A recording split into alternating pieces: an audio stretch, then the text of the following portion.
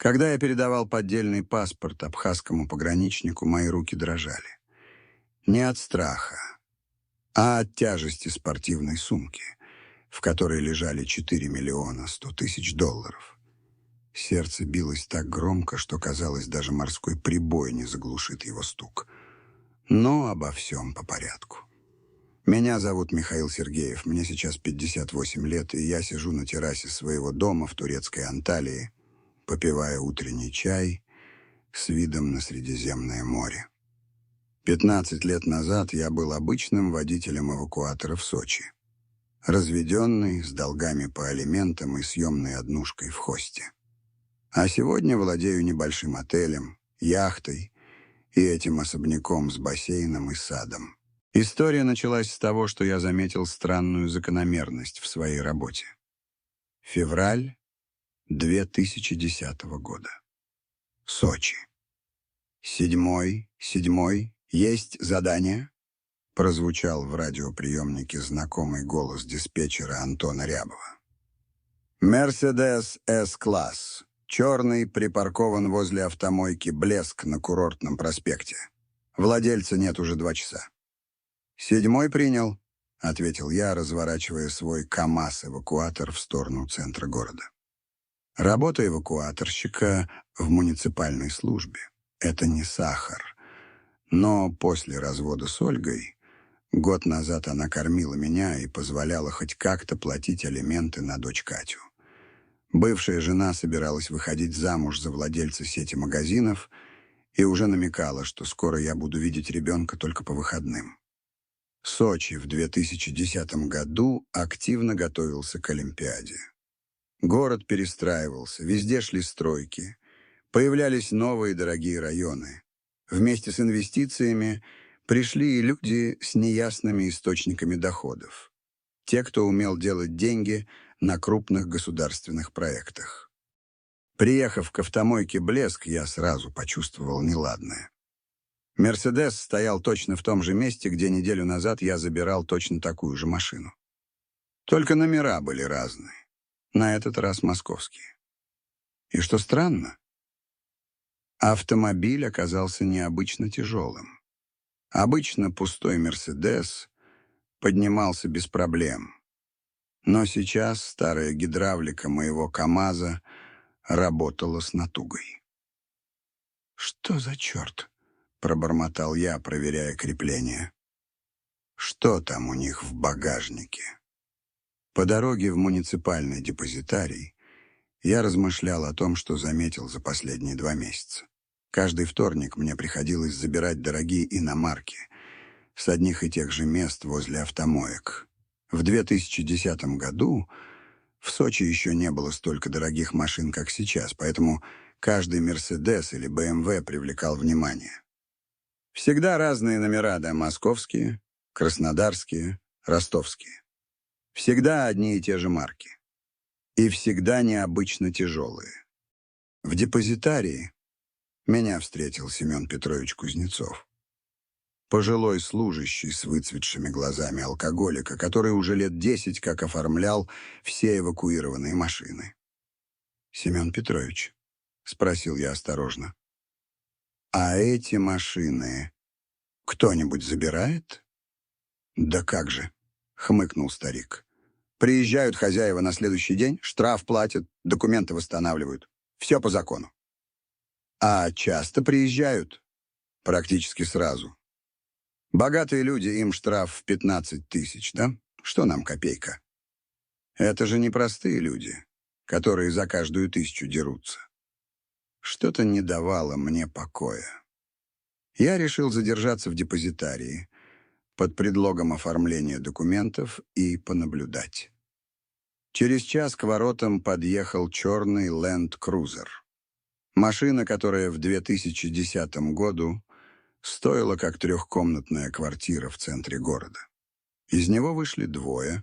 Один высокий, спортивного телосложения, в дорогом пальто, второй пониже, коренастый, с характерными чертами лица кавказца. Говорили они по-русски, но с едва заметным акцентом. «Документы в порядке, Артур Давидович», — сказал высокий, проверяя папку. «Штраф оплачен. Справка готова». «Хорошо, Ашот Сергеевич. Только быстрее». Левон Арсенович не любит задержек. Я насторожился.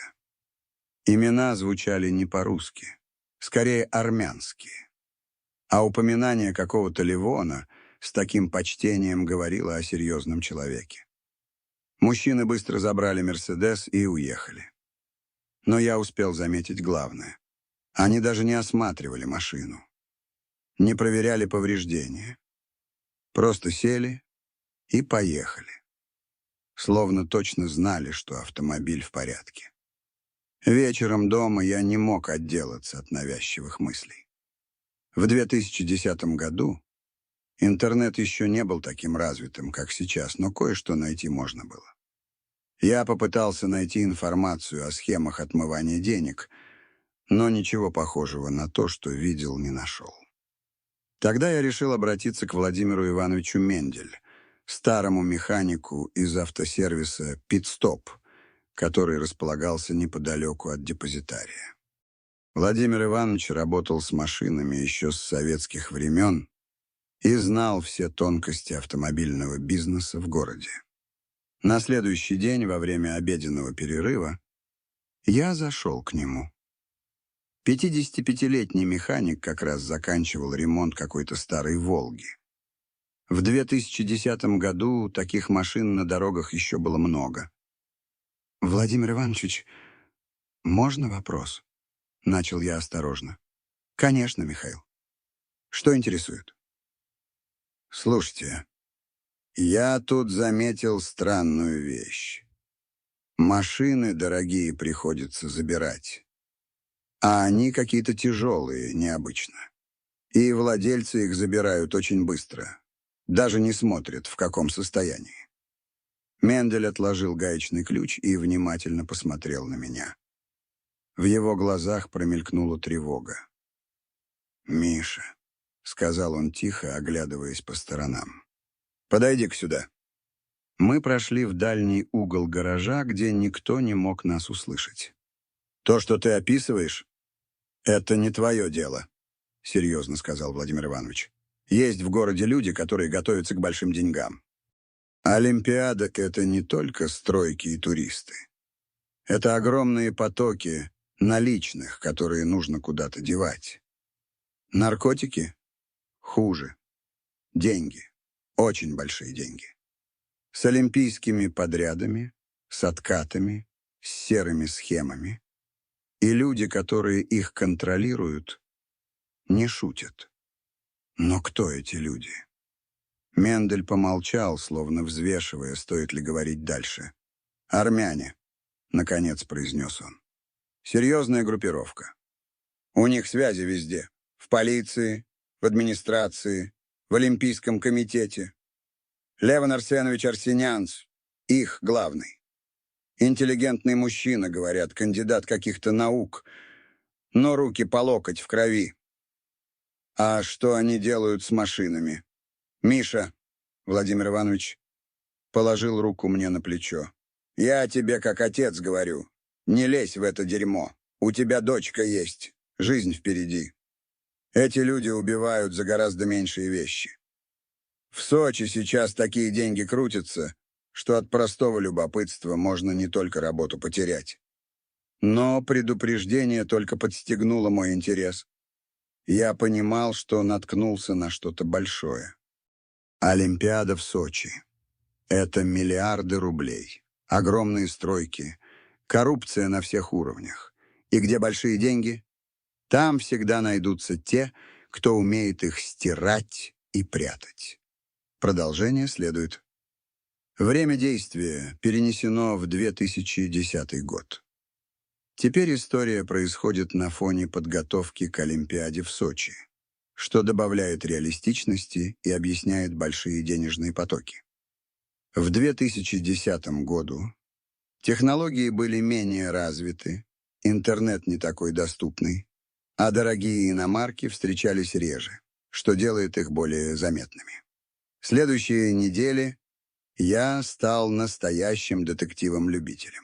Каждый день после работы я составлял заметки, Фиксировал время, места, номера машин.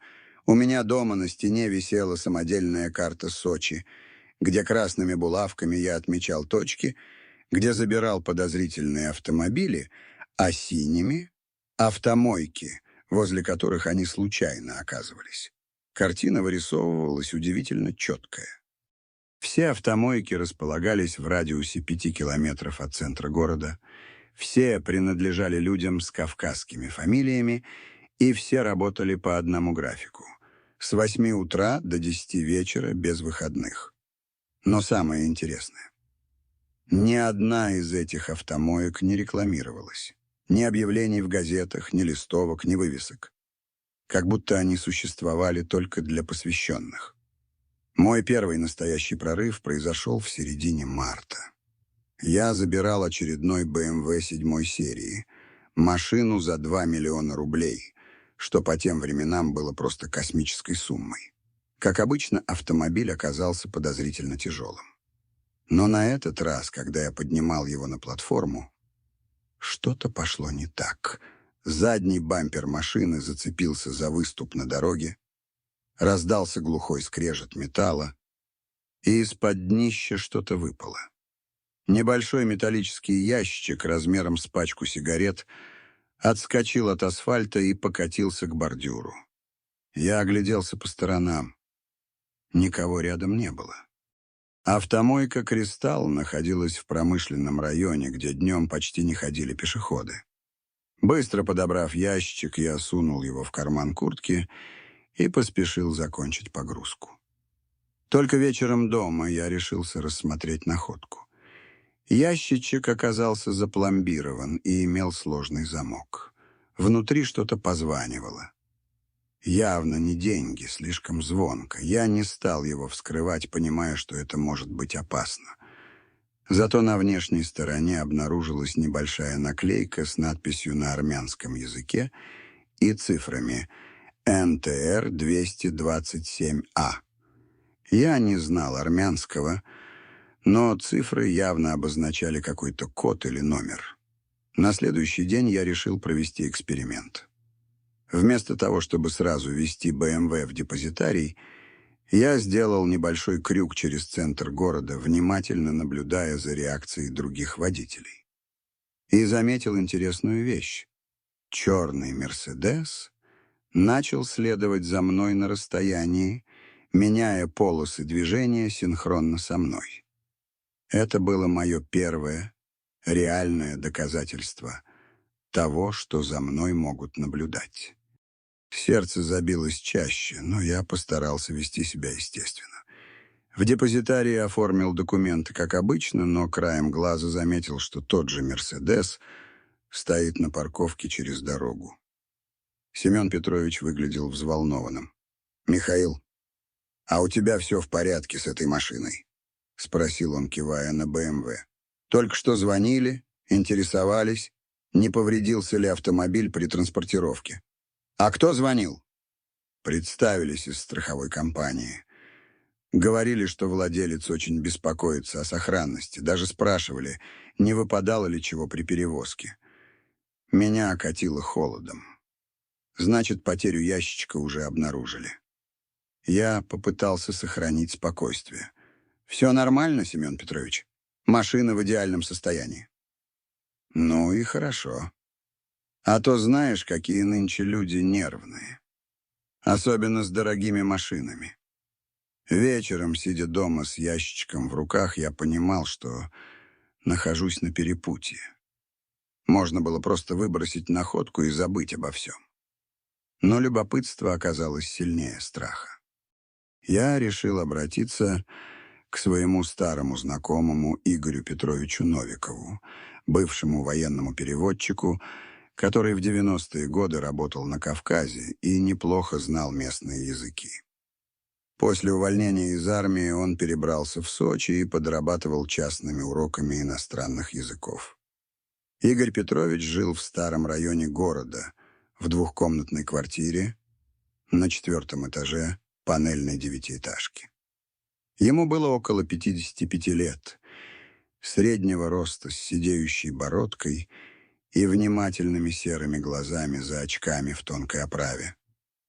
«Михаил!» — обрадовался он, открывая дверь. «Какими судьбами? Проходи, проходи!»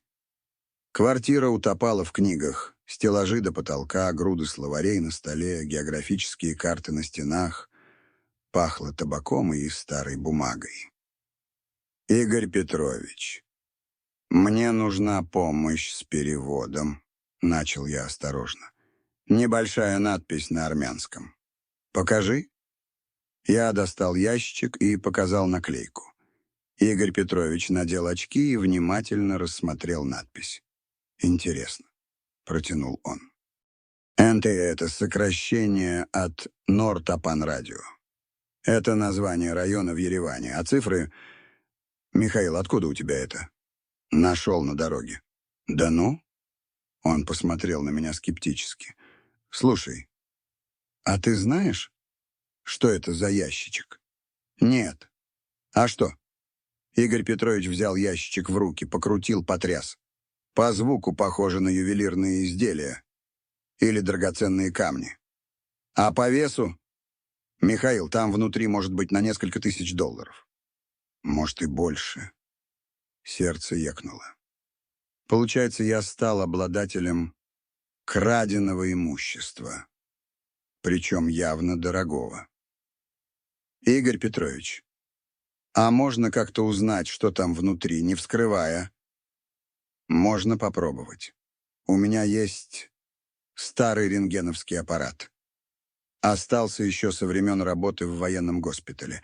Правда, он маленький, для исследования документов использовали». Через полчаса мы склонились над странным устройством, похожим на увеличительное стекло с подсветкой. На экранчике медленно проявлялись контуры содержимого ящичка. «Вот это да!» — присвистнул Игорь Петрович. «Михаил, там бриллианты. Настоящие. Судя по характерной огранке. 10-15 штук. И все довольно крупные». Я почувствовал, как земля уходит из-под ног. Бриллианты — это уже совсем другой уровень.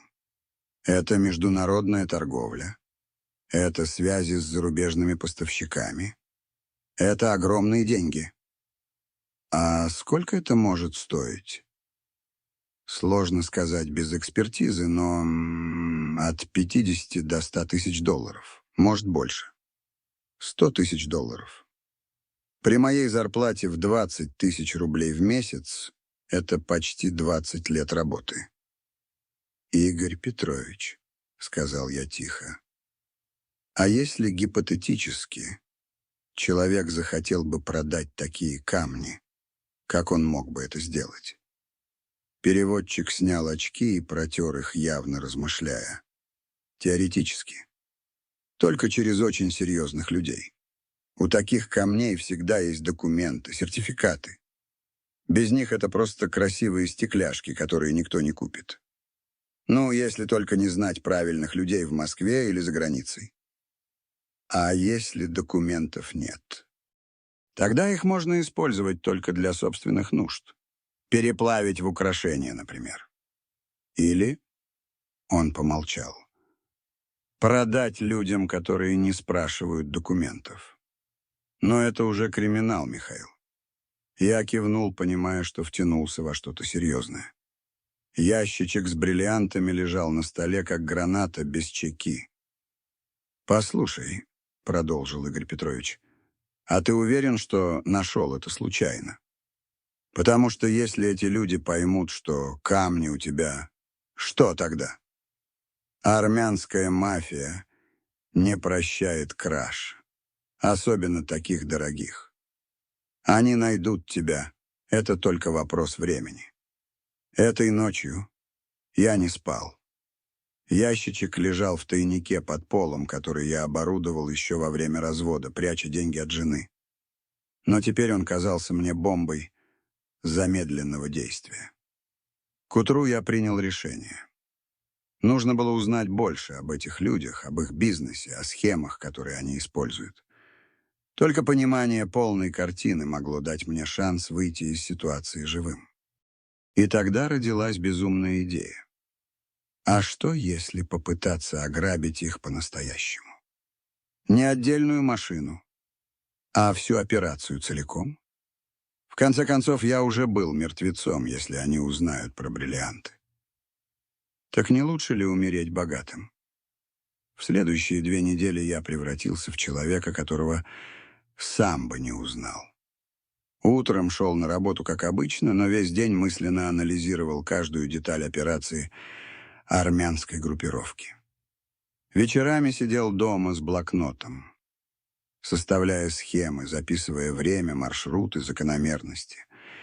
Но планировать ограбление оказалось гораздо сложнее, чем я думал. Каждая мелочь требовала обдумывания. Каждый шаг мог стать роковым. Первой проблемой стало изучение внутренних помещений автомоек. Я не мог просто прийти и осмотреть их. После того разговора с администратором «Блеска» меня там наверняка запомнили. Нужна была легенда. Я придумал себе новую роль представителя страховой компании, который оценивает состояние коммерческих объектов для заключения договоров страхования.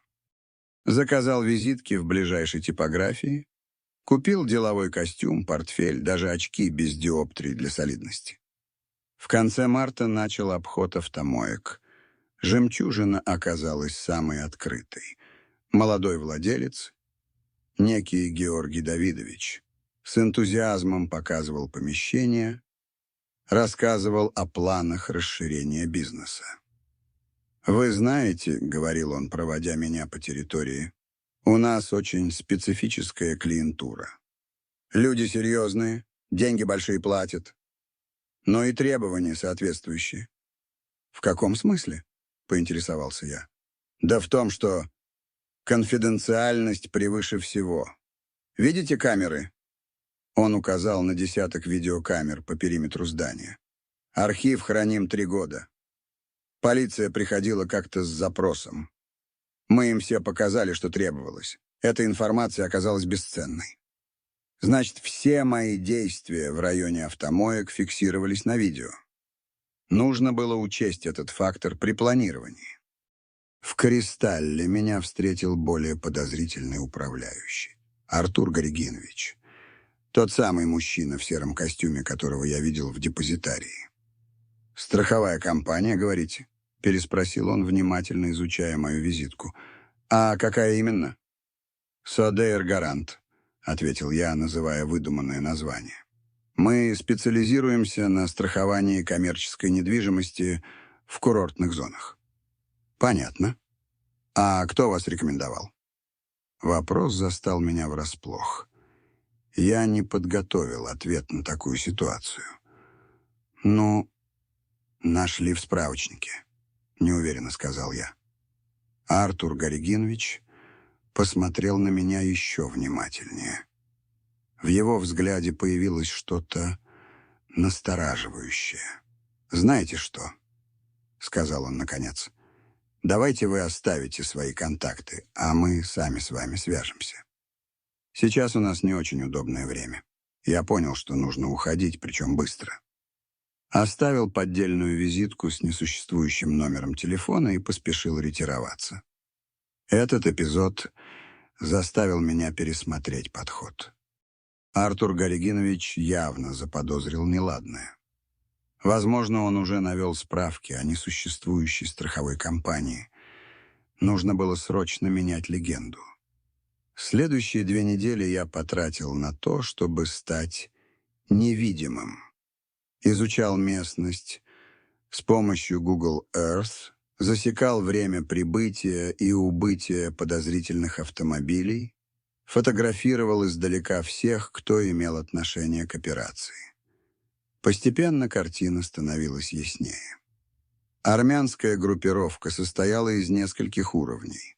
Наверху Левон Арсенович Арсенянц, около 60 лет, всегда в дорогих костюмах, с манерами интеллигентного человека. Его правая рука — Артур Горигинович, которого я видел в «Кристалле». Исполнители — Ашот Сергеевич и еще 2 молодых парней, имен которых я не знал. Но самое интересное открытие ждало меня в начале апреля. Случайно, сидя в кафе напротив Блеска, я увидел, как к автомойке подъехал знакомый автомобиль. Служебная машина заместителя начальника сочинского ГУВД Олега Викторовича Морозова. Морозов был фигурой известной в городе. Курировал борьбу с организованной преступностью, регулярно давал интервью местным газетам о успехах в борьбе с мафией. И вот этот борец с преступностью спокойно заходит в автомойку, принадлежащую преступной группировке. Через полчаса он вышел с небольшим пакетом в руках. Пакет сунул в бардачок служебного автомобиля и уехал. Коррупция в правоохранительных органах — это было серьезно. Значит, у армян есть защита на самом высоком уровне. Любая попытка обратиться в полицию после ограбления обернется провалом, меня просто сдадут обратно мафии. Эта мысль одновременно пугала и вдохновляла. С одной стороны, рассчитывать можно было только на себя. С другой, если полиция не будет меня искать слишком активно, шансы на побег увеличиваются. К середине апреля у меня была готова подробная карта всей операции. 3 автомойки, расписание движения денежных машин, примерное количество участников группировки, связи в правоохранительных органах. Оставалось выяснить главное, когда они планируют провести крупную операцию с 4 миллионами долларов. Ответ пришел неожиданно. В конце апреля мне попались на глаза объявления о предстоящем в мае фестивале «Кинотавр» в Сочи. Крупное культурное событие, множество гостей из Москвы и других городов, повышенное внимание СМИ, идеальное время для проведения крупных финансовых операций — все будут заняты фестивалем. Я решил проверить свою догадку.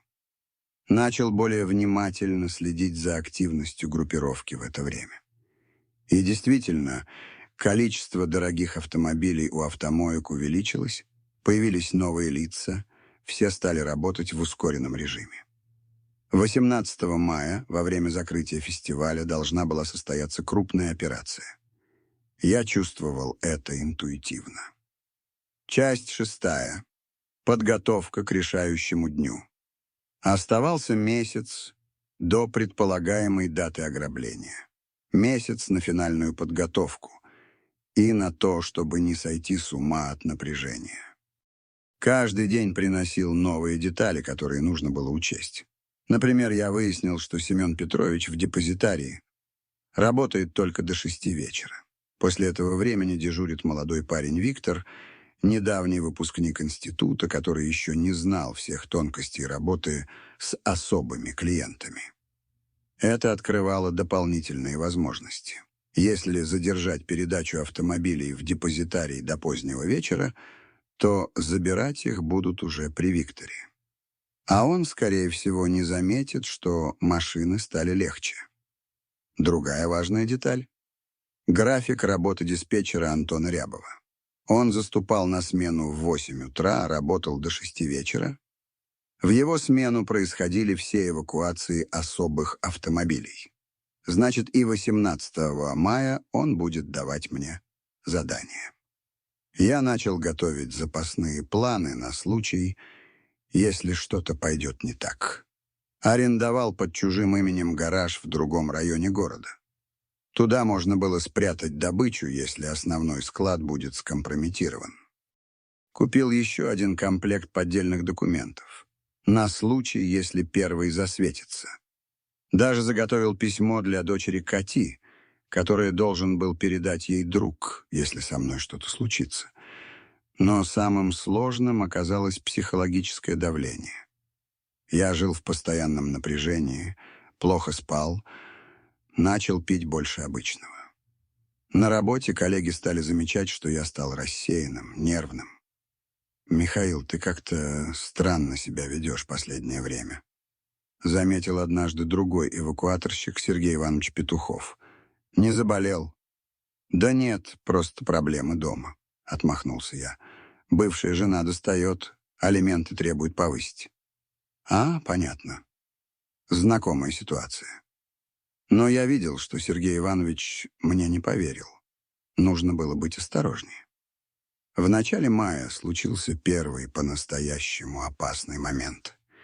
Я возвращался с работы и заметил, что за моим домом припаркован незнакомый черный седан. 2 человека в машине что-то обсуждали, периодически поглядывая на мои окна. Сердце забилось чаще. Неужели они уже подозревают меня? Я не стал подходить к дому, а прошел мимо. Свернул за угол и стал наблюдать. Через час машина уехала. Только тогда я решился зайти домой. Квартира выглядела точно так же, как я ее оставил утром. Но была одна деталь. Слишком аккуратно заправленная постель. Я никогда не заправлял кровать так тщательно. Значит, они уже были у меня дома. Обыскивали, искали что-то. К счастью, ничего компрометирующего в квартире не было. Все материалы по подготовке ограбления я хранил на складе отца. Следующие дни я провел в постоянной готовности к бегству. Собрал небольшой рюкзак с самыми необходимыми вещами, держал его под рукой, несколько раз менял маршрут движения на работу и домой, проверял, нет ли слежки. Но больше подозрительных эпизодов не было. Возможно, тот обыск был просто профилактической мерой. Проверили всех эвакуаторщиков на всякий случай. 10 мая произошло событие, которое окончательно убедило меня в правильности выбранной даты. Диспетчер Антон Рябов вызвал меня к себе в кабинет. «Михаил», — сказал он, закрывая дверь, — «у меня к тебе особое задание на 18 число». «Какое?» «Нужно будет забрать 3 машины. Все в один день, одну за другой. Задание срочное, важное. Справишься?» «Конечно», — ответил я, стараясь не выдать волнения. «Хорошо. Только учти, никаких задержек, никаких отклонений от маршрута. Клиенты очень серьезные люди. Все сходилось. 18 мая, 3 машины, срочность операции. Именно то, что я предполагал. Оставалось 8 дней. Часть 7. День 10. Утром 18 мая я проснулся в 5 утра, хотя будильник был поставлен на 6:30. Нервы не выдерживали. Организм готовился к самому важному дню в моей жизни. Принял душ, плотно позавтракал. Не знал, когда в следующий раз получится нормально поесть. Проверил все оборудование. Глушитель ГПС-сигнала, инструменты для вскрытия тайников, поддельный груз, документы. В 7 утра выехал на работу. Сочи просыпался. На дорогах становилось людно, открывались магазины, начинался обычный день. Никто не знал, что сегодня изменит мою жизнь навсегда. На базе эвакуационной службы царила обычная утренняя суета. Водители проверяли машины, механики устраняли мелкие неисправности, диспетчеры готовились к рабочему дню. «7, подойди», — позвал меня Антон Рябов. «Помнишь про сегодняшнее задание?» «Помню». «Вот маршрут». Он протянул листок с адресами. 9:00, Блеск, 11:00, Кристалл, 13:00, Жемчужина. Все четко по времени. Понял. И еще, Михаил, после того, как отвезешь последнюю машину в депозитарий, можешь быть свободен. Это особое распоряжение сверху. Значит, меня специально отпускали раньше обычного. Видимо, не хотели, чтобы я видел, как будут забирать автомобили. К 9 утра я был возле автомойки «Блеск». Черный «Мерседес» С-класс стоял на привычном месте. Номера БМ московские. Тонировка максимально темная. Включил ГПС-глушитель. Убедился, что рядом никого нет, и начал погрузку. Руки слегка дрожали, но управлялся уверенно. Месяцы подготовки дали о себе знать. Машина оказалась еще тяжелее обычного. Гидравлика КамАЗа работала на пределе. Видимо, в этот раз груз был максимальным. Вместо депозитария поехал на склад отца. GPS-глушитель работал исправно. На диспетчерском пункте видели, что я двигаюсь по обычному маршруту. На складе действовал как отработанный автомат. Загнал «Мерседес» в гараж, опустил с платформы, приступил к вскрытию тайников. Деньги были спрятаны в 3 местах. В багажнике, под задними сиденьями и в специальном отсеке под запасным колесом. Работал быстро, но аккуратно. Каждую пачку долларов заменял свинцовым макетом соответствующего веса. В «Мерседесе» оказалось 1 300 000 долларов. Больше, чем я ожидал. Загрузка подмененного автомобиля в депозитарий прошла штатно. Семен Петрович принял машину как обычно, никаких подозрений не возникло. В 11:00 автомойка «Кристалл», БМВ 7 серии. Здесь меня ждал неприятный сюрприз. Возле здания стоял Артур Горегинович, тот самый управляющий, который месяц назад отнесся ко мне с подозрением. Он внимательно наблюдал за погрузкой автомобиля. О чем-то говорил по мобильному телефону. Несколько раз его взгляд останавливался на мне. «Осторожнее с машиной», — сказал он, подходя ближе. «Владелец очень дорожит этим автомобилем». «Конечно», — ответил я. «Мы всегда аккуратно работаем. Надеюсь. А то бывают всякие неприятности». В его голосе прозвучала угроза. Я понял, что времени на размышления не остается. Нужно действовать быстро, пока подозрения не переросли в уверенность. В БМВ денег оказалось еще больше. 1 500 000 долларов. Тайники были более изощренными. Пришлось разбирать половину салона, чтобы добраться до всех схронов. К часу дня, когда нужно было ехать за 3-й машиной, у меня уже было 2 800 000 долларов. Но самое сложное было впереди.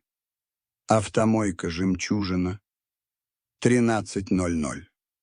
Lexus LX, внедорожник за 1,5 миллиона рублей. Возле здания сразу 3 мужчин в дорогих костюмах, включая самого Левона Арсеновича. Мое появление их явно не обрадовало. «А это что за спешка?» — спросил Левон Арсенович, обращаясь к кому-то по телефону. «Машину должны были забрать только через час». Я понял, что диспетчер дал мне неправильное время. Либо ошибся, либо кто-то изменил планы в последний момент. «Извините», — сказал я. «Получил задание забрать машину сейчас. Могу подождать, если нужно». «Нет, забирайте», — махнул рукой Левон Арсенович. «Только быстрее». Но пока я готовил машину к погрузке, слышал обрывки их разговора. «Не нравится мне это. Слишком рано. Может, кто-то знает о графике?» Сердце колотилось, как бешеное. Они начинали подозревать неладное. В «Лексусе» денег было больше всего. 1 300 000 долларов, плюс драгоценности и золотые слитки. Общая стоимость — около 1,5 миллиона долларов. Когда я привез «Лексус» в депозитарий, было уже почти 4 вечера. Семен Петрович удивился. «Михаил, что так поздно? Клиенты уже 3-й раз звонят, интересуются машинами». «Пробки были ужасные», — соврал я. «Весь центр стоит». «Понятно. Ну, ничего, сейчас оформим. И свободен». Итого у меня оказалось 4 100 000 долларов наличными плюс драгоценности на несколько сот тысяч. Самое крупное ограбление в моей жизни. И, надеюсь, в жизни вообще. Но радоваться было рано. Самое сложное только начиналось. Вечером 18 мая я сидел дома с рюкзаком в руках, в котором лежало богатство, о котором большинство людей могло только мечтать. 4 100 000 долларов. Сумма, которая могла обеспечить безбедную жизнь до самой смерти. Но сначала нужно было остаться живым. Мой план побега состоял из нескольких этапов. Первый — добраться до границы с Абхазией незамеченным. Второй — пересечь границу по поддельным документам. Третий — найти Серегу Пластуна и договориться о переправке в Турцию морским путем. Четвертый — исчезнуть навсегда в турецких просторах. В 11 вечера я погрузил рюкзак в свою приору и выехал из Сочи. Дороги в это время были почти пустые, только редкие дальнобойщики да ночные такси. Я ехал осторожно, соблюдая скоростной режим, не привлекая внимания. Первые 40 километров прошли спокойно. Я уже начал думать, что все получается, когда в зеркале заднего вида заметил фары мотоцикла, который держался за мной уже минут 10. Сначала не придал значения. Мало ли кто куда едет ночью. Но когда я сменил полосу, мотоциклист тоже сменил. Когда притормозил, он тоже. Сомнений больше не было.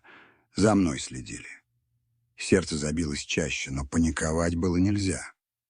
Я решил проверить свои подозрения. На светофоре в Адлере неожиданно свернул направо, хотя прямой путь лежал налево. Мотоцикл последовал за мной. Теперь точно. Меня преследовали. Следующие полчаса превратились в игру в кошки-мышки по ночным улицам курортного города. Я петлял между санаториями и пансионатами, нырял в переулки, пытался оторваться от хвоста. Но мотоциклист был профессионалом, а он не отставал ни на метр. К тому же к нему присоединились еще двое. Черный джип, который появился из ниоткуда и взял меня в клещи. Один блокировал пути отступления, второй гнал вперед, третий контролировал с флангов. Они действовали слаженно, как хорошо обученная команда. Видимо, армянская группировка имела опыт подобных операций. Понимая, что на прямой дороге у меня нет шансов, моя приора уступала и мотоциклу, и джипу в скорости, я решил использовать знания местности. Свернул в узкий переулок между частными домами, где крупный автомобиль пройти не мог. Джип остался за углом, но мотоциклист продолжал преследование. Пришлось действовать радикально. Резко затормозив у одного из заборов, я выскочил из машины, схватил рюкзак и перемахнул через 2-метровое ограждение.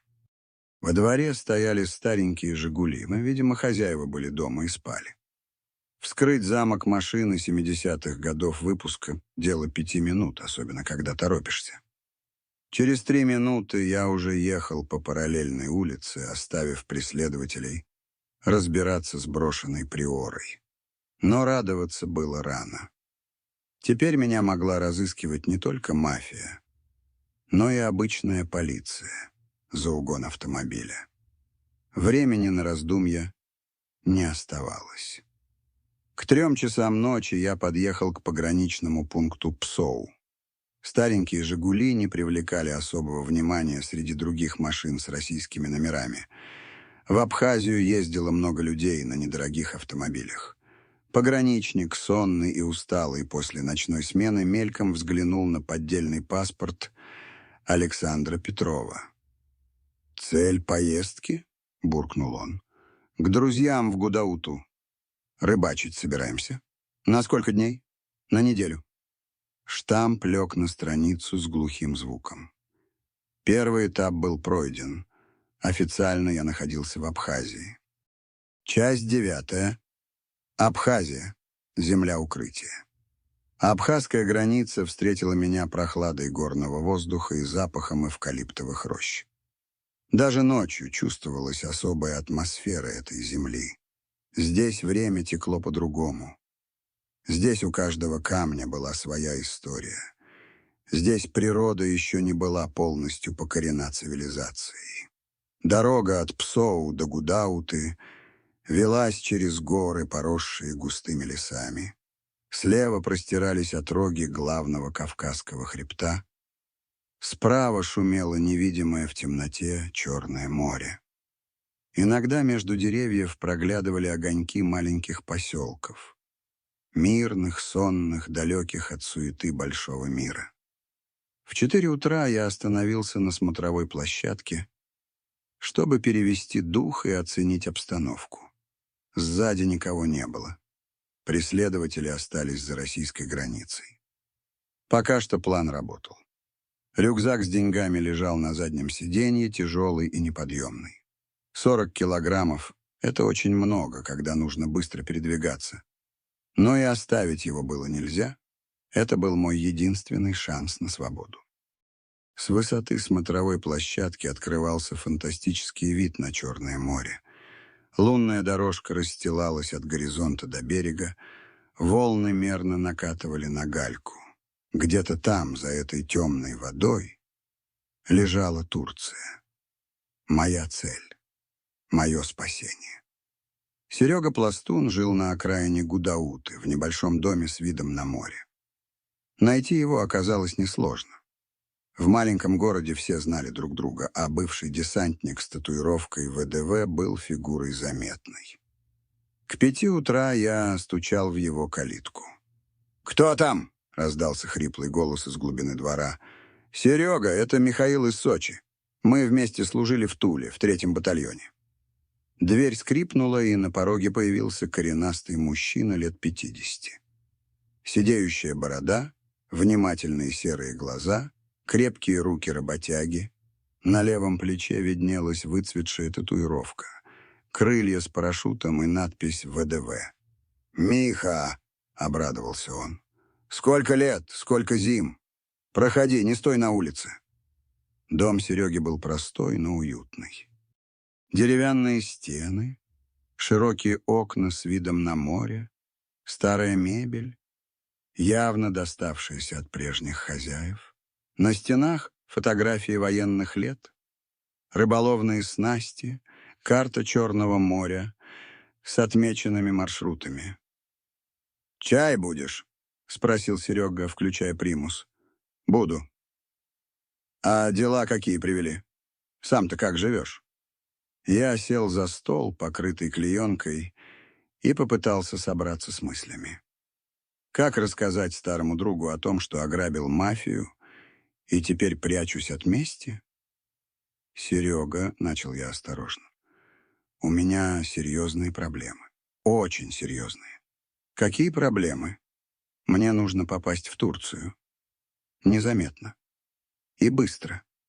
Серега поставил на стол 2 кружки дымящегося чая, сел напротив и внимательно посмотрел на меня. «Миха, ты убил кого-то?» «Нет». «Украл?» Я помолчал, взвешивая, стоит ли говорить правду. «Взял то, что плохо лежало». «Много взял?» «Очень много». Серега откинулся на спинку стула и задумался. За окном начинало светать. Над морем появилась тонкая полоска рассвета. «Понятно», — наконец сказал он. «А за тобой кто-нибудь гонится?» «Армянская группировка из Сочи». «О-о-о!» — присвистнул Серега. «Это серьезно. Эти ребята шутить не любят. Поэтому и прошу помощи. Говорят, ты можешь переправить в Турцию морским путем». «Могу. Только это дорого стоит». «Сколько?» $50 000. Я достал из рюкзака 1 пачку купюр и положил на стол. Серега взял ее, пересчитал. Внимательно рассмотрел несколько банкнот на просвет. «Настоящие», — кивнул он. «Значит, действительно хорошо поработал». «Ладно, Миха, поможем. За нашу дружбу, за десантное братство». Следующие несколько часов мы планировали операцию. Серега объяснил, что у него есть подходящая лодка. Крепкая южанка с мощным подвесным мотором. До турецкого берега около 300 километров. При хорошей погоде можно дойти за 12-14 часов. «Главное, — говорил он, разворачивая морскую карту, — не нарваться на пограничные катера. Российские, абхазские, турецкие. Все они патрулируют свои воды. Но я знаю маршрут, которым пользуются контрабандисты. Идем в открытое море, потом берем курс на Трабзон. А если шторм? Тогда прячемся в укрытии и ждем погоды. У меня есть несколько проверенных мест. Небольшие бухты, где можно переждать непогоду. Когда можем отправиться? Завтра вечером. Нужно подготовить лодку, заправить, продукты купить. А ты пока отдыхай. Выглядишь неважно. Я действительно чувствовал себя разбитым. Последние недели напряжения, бессонная ночь, постоянный стресс — все это давало о себе знать. Серега показал мне маленькую комнату с узкой кроватью, и я провалился в глубокий сон. Часть 10. Последний день на суше. Проснулся я уже во второй половине дня от звука женского голоса. Серега разговаривал с кем-то на кухне, обсуждал цены на рыбу и планы на вечер. «Это моя жена Марина», — представил он, когда я вышел на кухню. «Марина — это Михаил, мой старый армейский друг». Марина оказалась женщиной лет 40, полноватой, с добрыми карими глазами и мягкой улыбкой. В ней чувствовалась та особая теплота, которую дает только кавказское гостеприимство. «Очень приятно», — сказала она, накрывая на стол. «Серега рассказал, что вы собираетесь в морское путешествие. Обязательно поешьте перед дорогой». На столе появились домашний хачапури, жареная рыба, овощи из собственного огорода, молодое абхазское вино. Все было приготовлено с любовью, все пахло домом и уютом.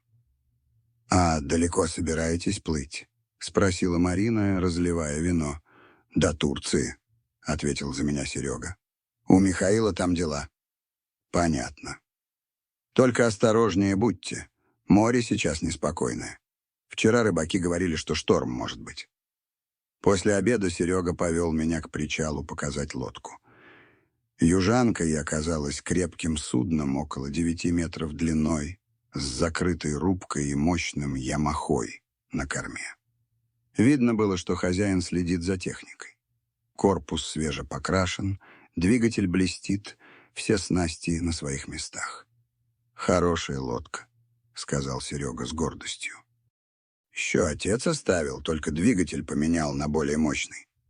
Эта малышка может идти против 4-бального шторма. А если больше 4 баллов? Тогда ищем укрытие. На такой лодке с морем лучше не спорить.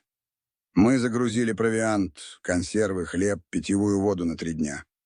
Заправили бак горючим, проверили радиостанцию и навигационное оборудование.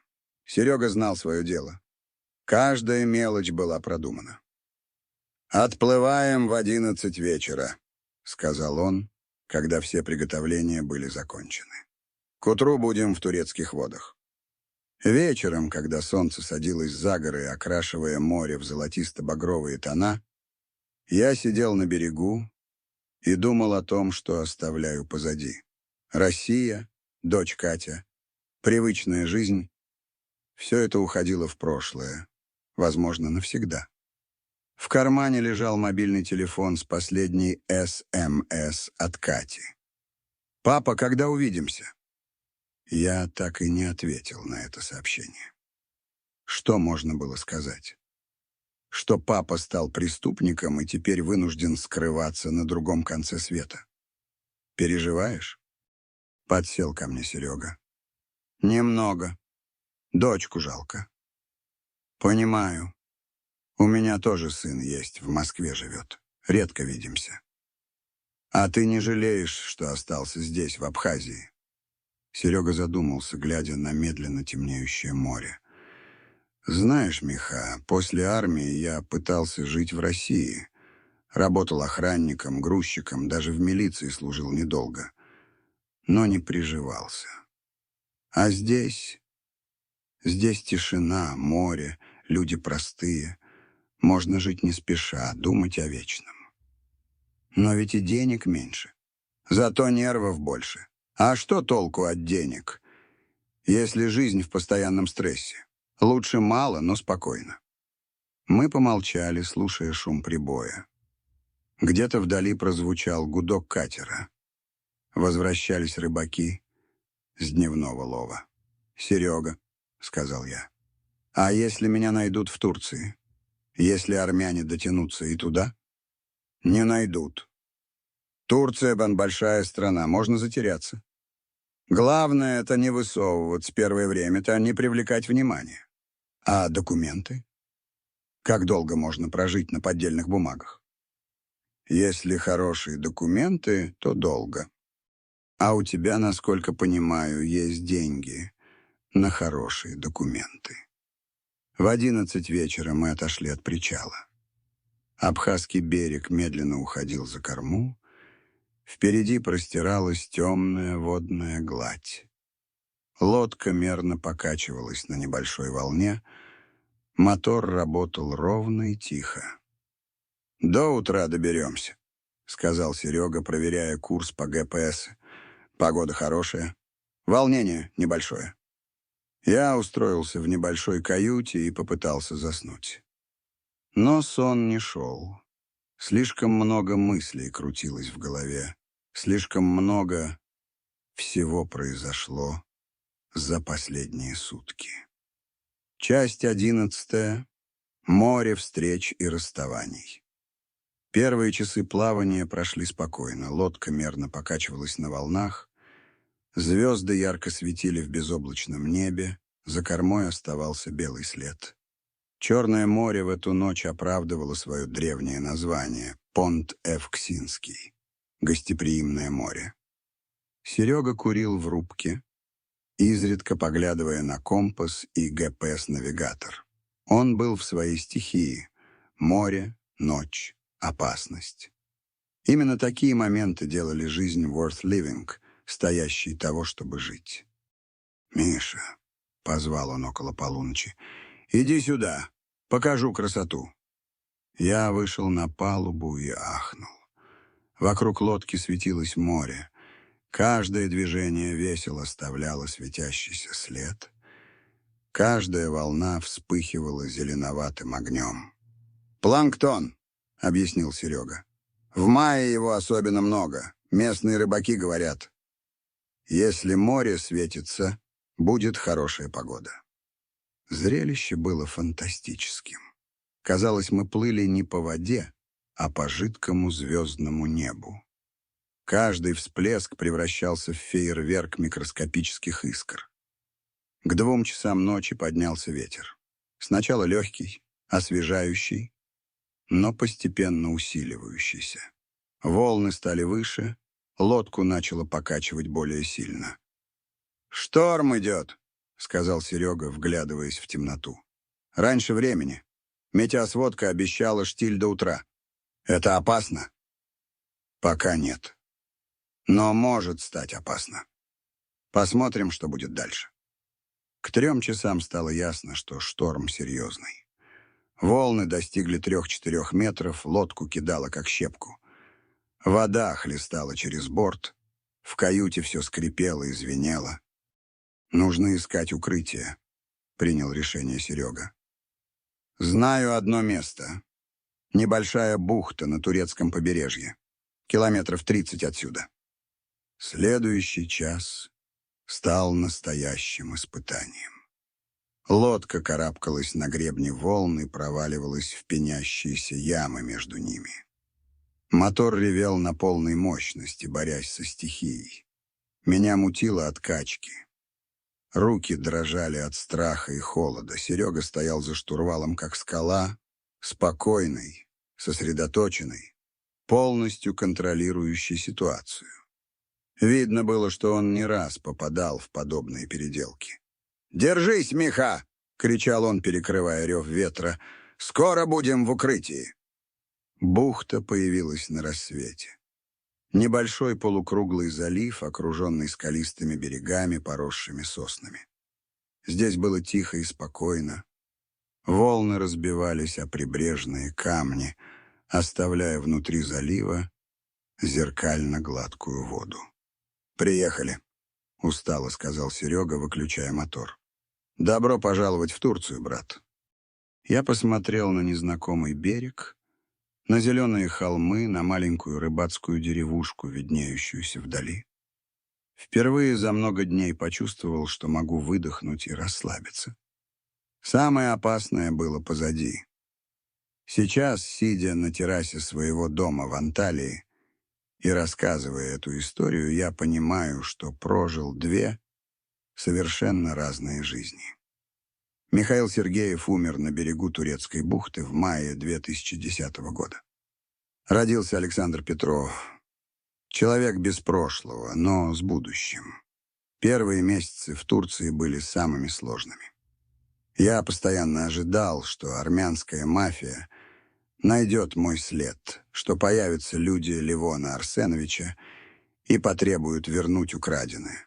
Снимал дешевые номера в мотелях, часто менял места, избегал мест скопления русских туристов, но время шло, а ничего не происходило. Постепенно я понял. Мне удалось скрыться.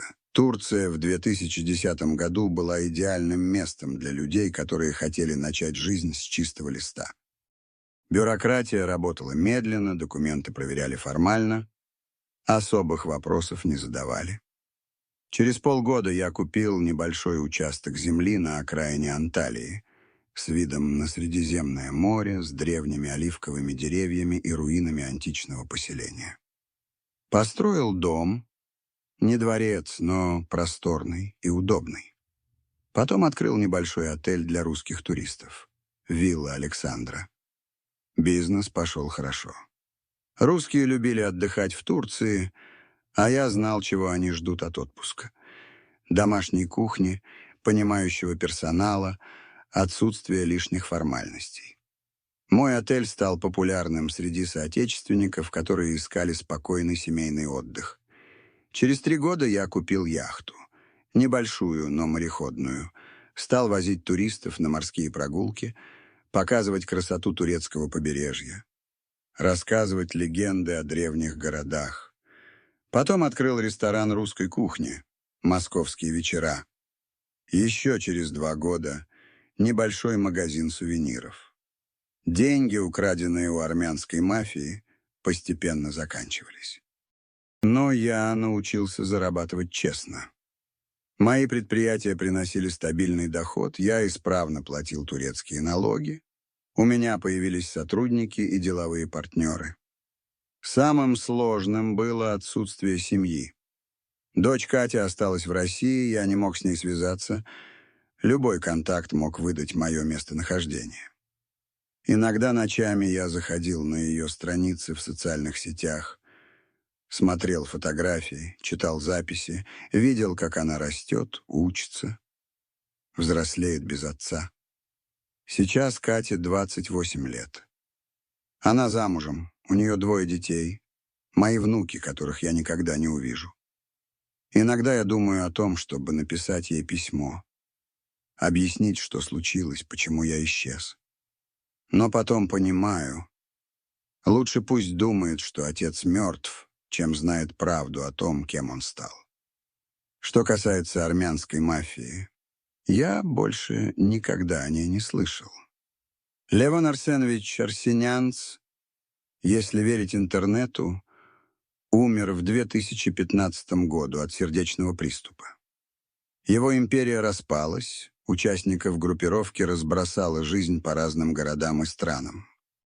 Иногда я думаю, а что, если бы я тогда, в 2010 году, не решился на это ограбление?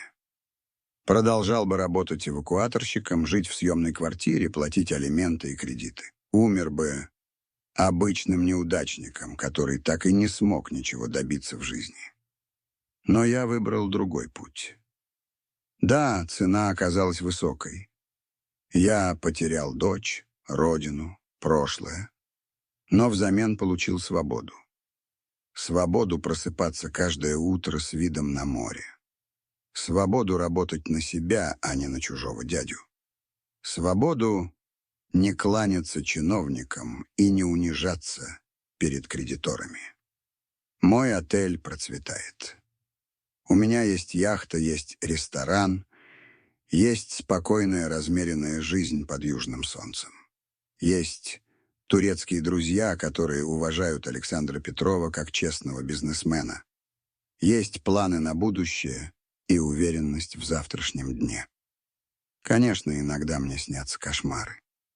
Снится, что за мной гонятся люди в черных костюмах, что меня находят и везут обратно в Сочи, что все эти 15 лет были только сном. Но просыпаюсь я в собственной кровати, выхожу на террасу, смотрю на море и понимаю, что это только сны. Армянская мафия осталась в прошлом, как и Михаил Сергеев. Неудачник из российского курортного города. Теперь я Александр Петров, успешный ательер и ресторатор из турецкой Анталии. Человек, который сумел изменить свою судьбу за одну ночь. Правда, цена этого изменения оказалась выше, чем я думал. Но жалею ли я о своем выборе? Смотрю на закат над Средиземным морем, на свой дом, на яхту у причала, на туристов, которые отдыхают в моем отеле. И понимаю, что не жалею. Каждый имеет право на вторую жизнь. Особенно, если первая не задалась. В конце концов, деньги — это всего лишь инструмент. Важно то, что ты с ними делаешь. Я использовал их для того, чтобы стать свободным человеком. И думаю, что это была правильная та инвестиция. Иногда я получаю письма от русских туристов, которые отдыхали в моем отеле. Пишут, что хотят вернуться, что чувствовали себя как дома, что Александр Петрович замечательный хозяин. Это дорогого стоит. Армяне, как говорят, народ мудрый и практичный. Наверняка Левон Арсенович быстро понял, что иногда лучше списать потери, чем тратить силы на месть. 4 миллиона для него были просто ценой урока. Не стоит недооценивать обычного русского мужика, особенно когда ему нечего терять. А мне теперь есть что терять. Есть дом, бизнес, репутация. Есть жизнь, которую я построил собственными руками. И я буду защищать ее до последнего. Но пока что угрозы нет. Есть только море, солнце и спокойная старость человека, который однажды рискнул всем и выиграл